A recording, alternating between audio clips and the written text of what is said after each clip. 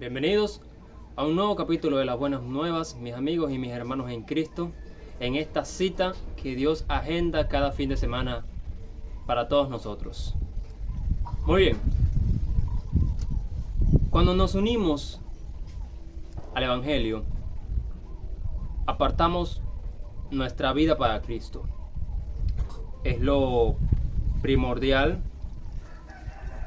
de fruto que se tiene que ver apenas nosotros recibimos a Cristo y aceptamos el llamado.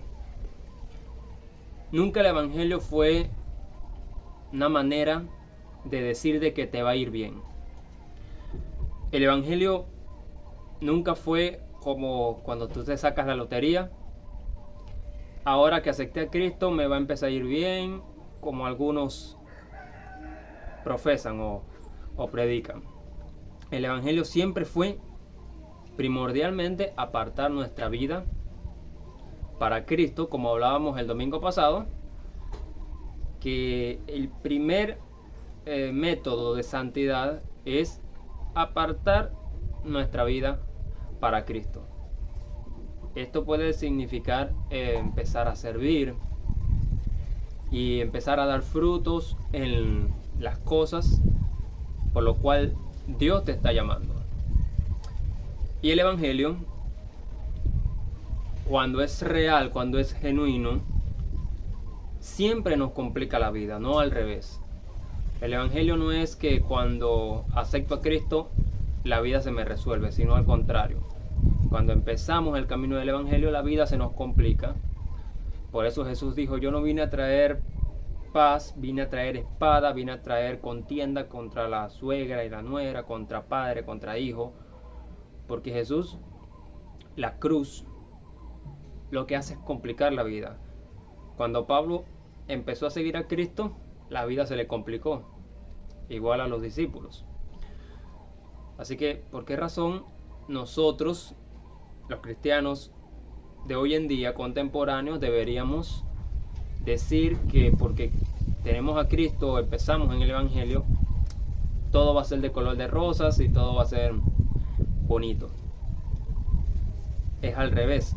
Cuando nosotros empezamos en el Evangelio, tenemos que empezar a rechazar a veces ofertas de trabajo porque choca con nuestra vida que tenemos que hacer para el servicio a Dios, o aceptar un trabajo no por eso, sino porque te obligan a hacer cosas que no estás, tus convicciones no te dejan, ¿no? Nuestra fe en Cristo, que si te obligan a mentir o te obligan a robar, a hacer cosas ilícitas, uno tiene que rechazar ciertos tipos de empleo porque chocan con tu fe cristiana, con tus convicciones.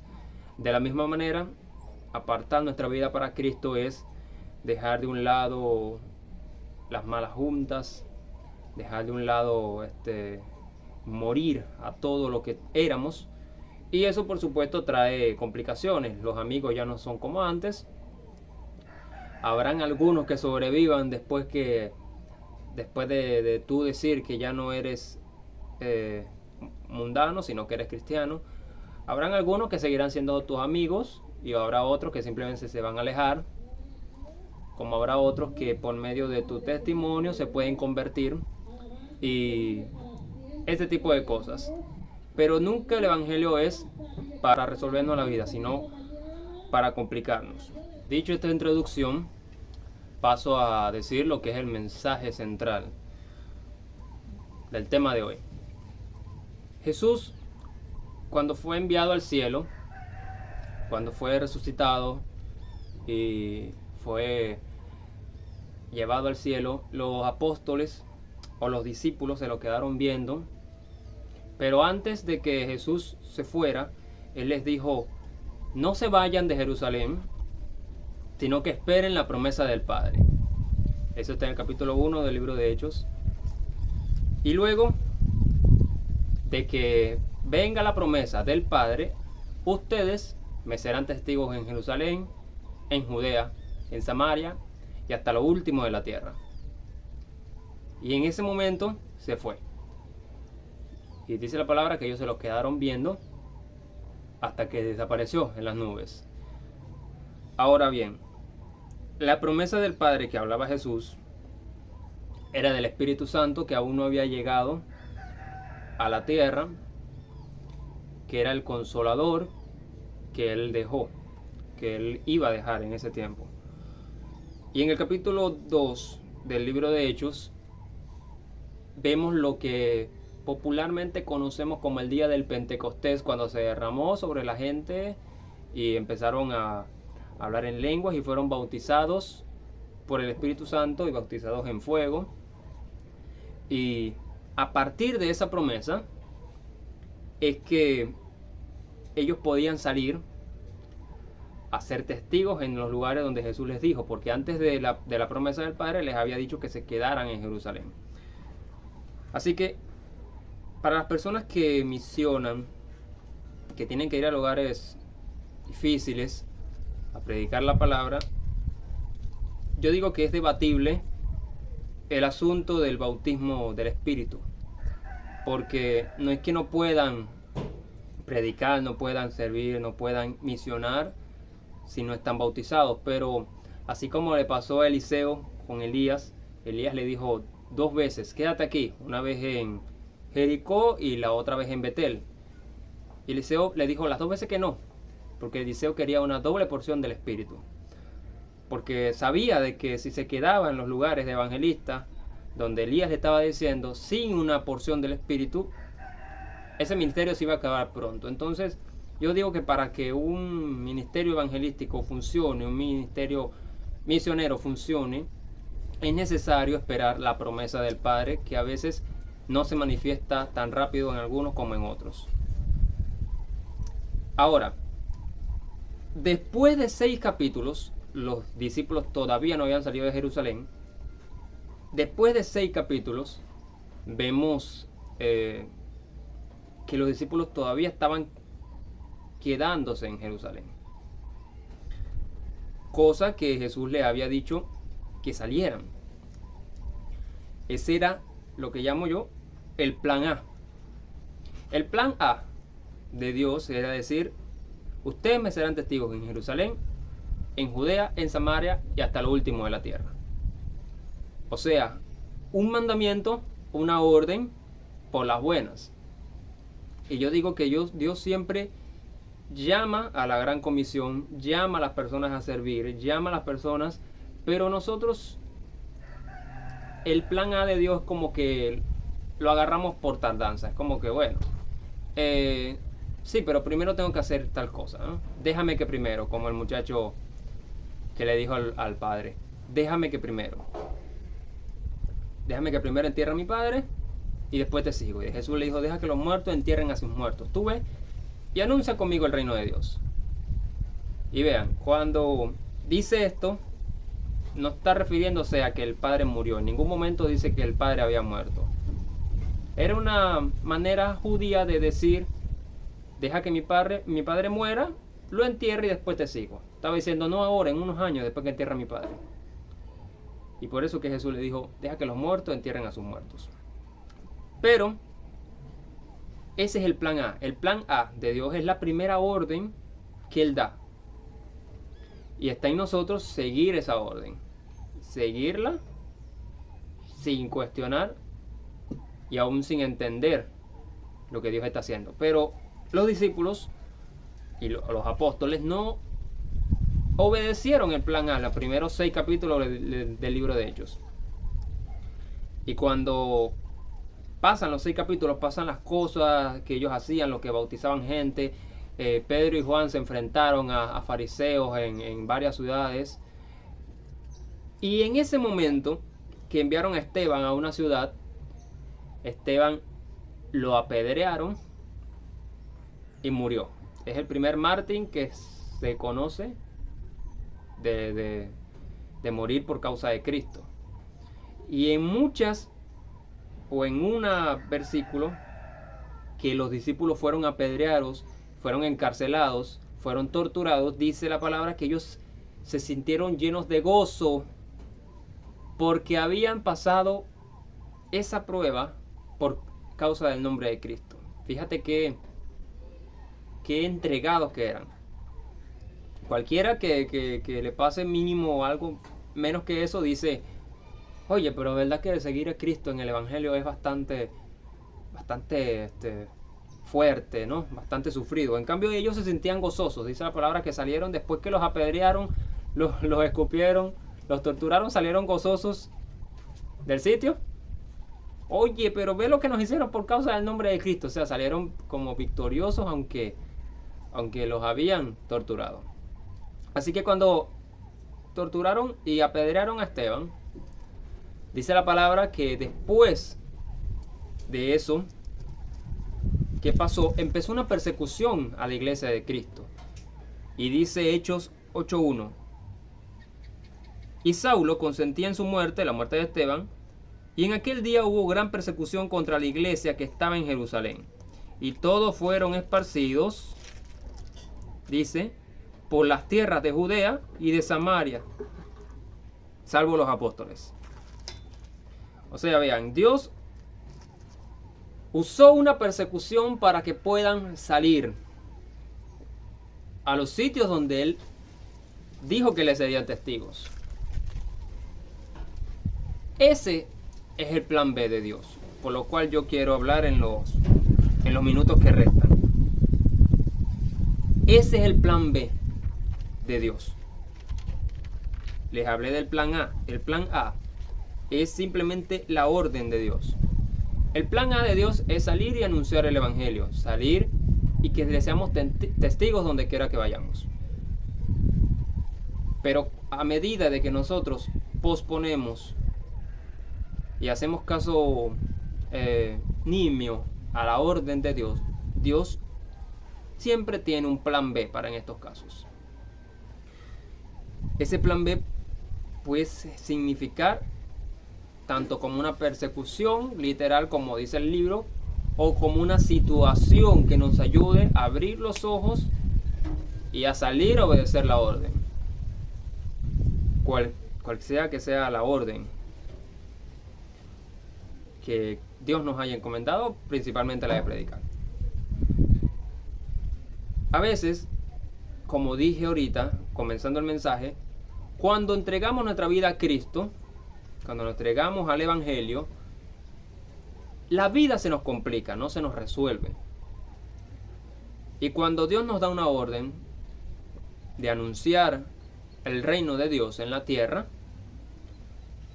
y nosotros no obedecemos, Dios utiliza un plan B. Ese plan B puede a veces significar nuestra propia familia.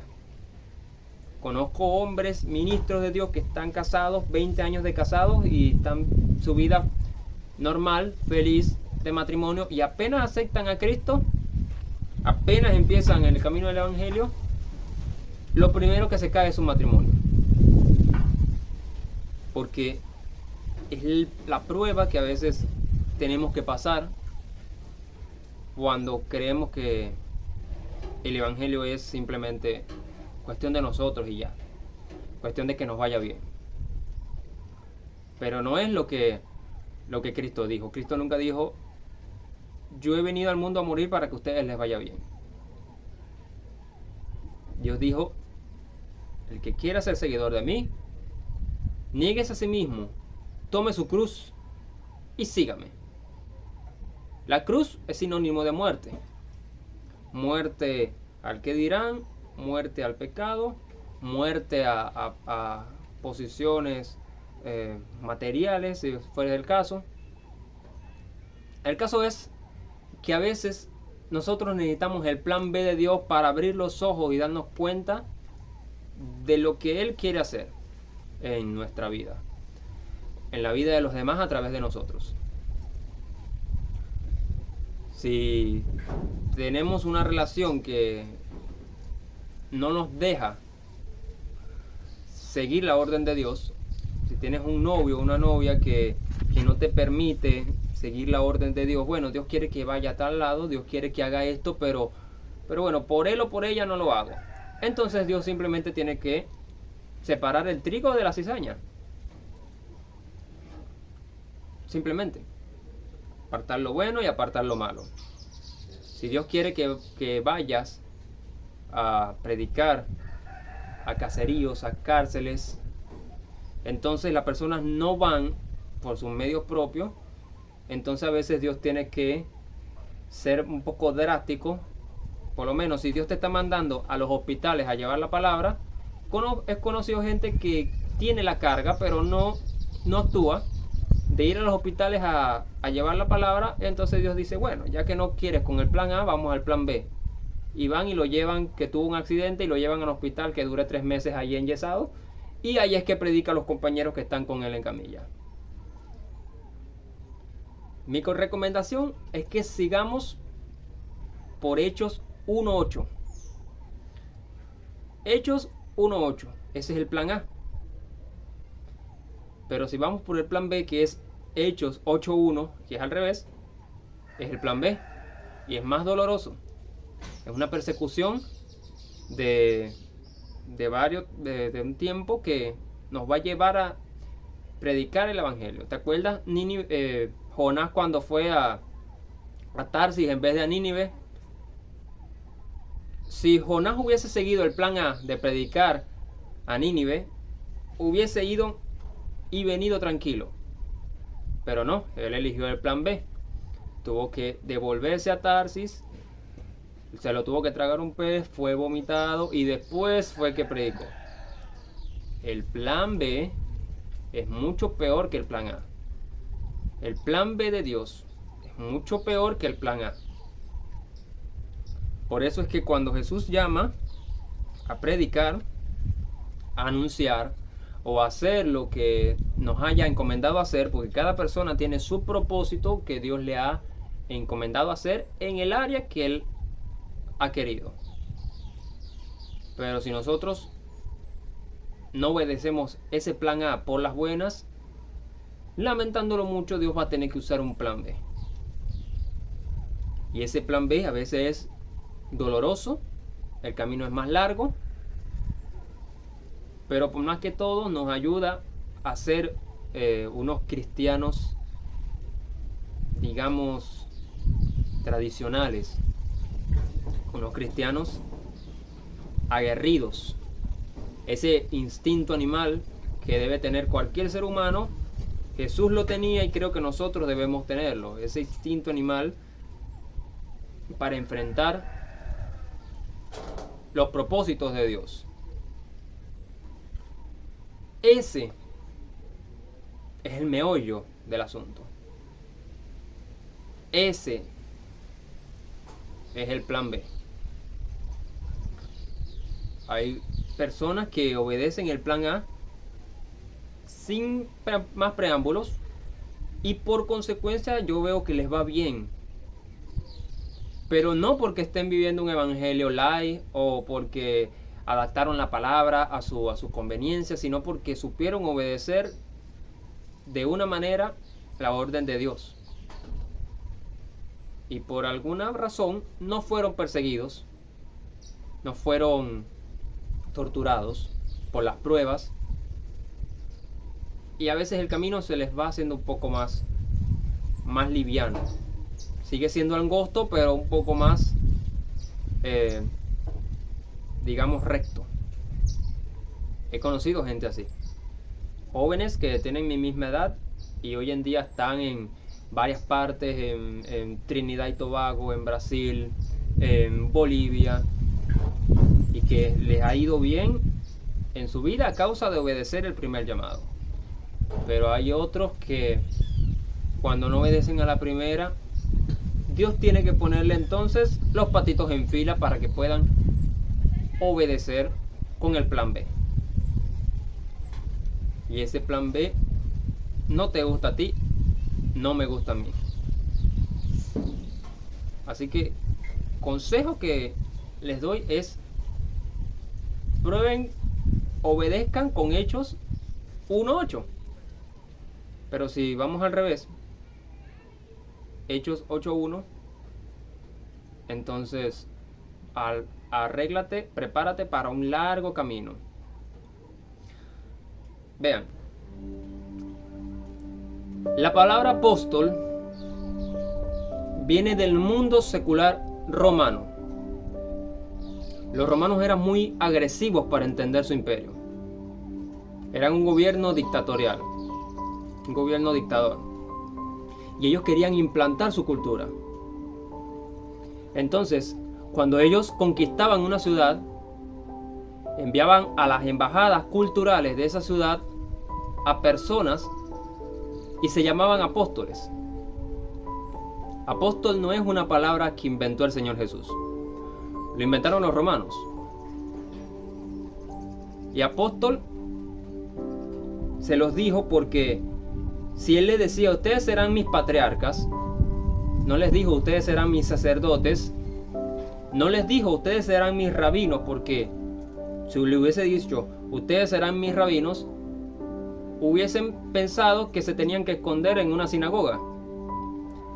Los llamó por un título político que ellos entendían y que definiría su llamado y responsabilidad. Si a mí me dicen, Ángelo, tú vas a ser embajador, yo ya entendí. Tengo que representar mi país en otra nación. Cuando lo estaba llamando, ustedes serán mis apóstoles, un apóstol era llamado a incluir la cultura de Roma en la ciudad que conquistaba. En este caso, la cultura del cielo en la tierra. Un apóstol no es llamado necesariamente para que tenga una mega iglesia o para que la gente le diga apóstol. Por eso digo, nada tiene que ver con el título. Un apóstol es llamado a soltar el cielo donde quiera que vaya. Un líder puede fundar miles de iglesias, 100 iglesias. Pero si esas iglesias no ocasionan una contracultura, un cambio de cultura en sus ciudades, no son apostólicas. Porque aquí en Puerto Ordaz por lo menos hay muchas iglesias. Hablemos de iglesias grandes, Casa de Dios, Renuevo, la Casa del Rey, Luz del Mundo, etc. Y ponte que en cada iglesia se congreguen 500 personas, 600 personas. Sin meter las iglesias pequeñas que están repartidas en varias partes de Puerto Ordaz y de Ciudad Guayana, San Félix. Pero en Ciudad Guayana, de entre Puerto Ordaz y San Félix hay más de 1 millón de habitantes. Y si la tasa de crímenes sube, si sigue las cosas mal como van, si la tasa de crímenes no varía, significa que no estamos siendo ni luz ni sal donde quiera que estemos. En ese momento es que tenemos que darnos cuenta si es que la iglesia en donde pertenecemos está causando un impacto a la sociedad en donde está localizada. El congregarnos en juntar un par de gente un domingo a la semana no es un sinónimo de transformación cultural. Es inefectivo para hacer luz. Dios permita que nosotros podamos seguir congregándonos, pero hay que tener en claro que las cosas malas que pasan en una ciudad siempre hablan de la iglesia. Así que para terminar, les voy a decir lo que Jesús quiso dar a entender. Él dijo, ustedes serán testigos en Jerusalén, en Judea, en Samaria y hasta lo último de la tierra. Jerusalén representa el sitio donde vivimos. Si tú vives en una ciudad, en un sector, ese es tu Jerusalén. Esa es tu tierra fértil para empezar a hacer luz. Pero Jesús también dijo que fueran testigos en Judea. Entonces, esto sería todo un estado completo. todo un estado. Puede ser, por decir un ejemplo, toda Caracas es tu Judea. Pero también dijo, ustedes me serán testigos en Samaria. Entonces esto puede representar toda nación, toda Venezuela. Pero Jesús también dijo, hasta lo último de la tierra me serán testigos. Y esto representa todos los países del mundo. Ahora, con esto yo no te estoy diciendo de que nosotros vamos a ser los evangelistas del año y vamos a viajar por todos los países. Cada persona tiene un propósito que Dios le ha entregado exclusivamente a esa persona. Exclusivamente a ti, exclusivamente a mí, exclusivamente a cualquier persona. Así que tú puedes ser que tu llamado y tu propósito sea en tu Jerusalén, en tu sector, como puede ser que sea tu llamado en Judea, en tu estado, en tu país, o algunos más privilegiados que sea el llamado hasta los confines de la tierra. Y ahí vemos los misioneros que van a África, van a Haití, van a India, van a todos esos sitios que Dios le envía a predicar la palabra. Este ha sido el mensaje de hoy. Espero que lo tengan en práctica, que lo mediten y que vayan día a día tratando de seguir el plan A que Dios tiene. Que Dios les bendiga y que Dios les guarde.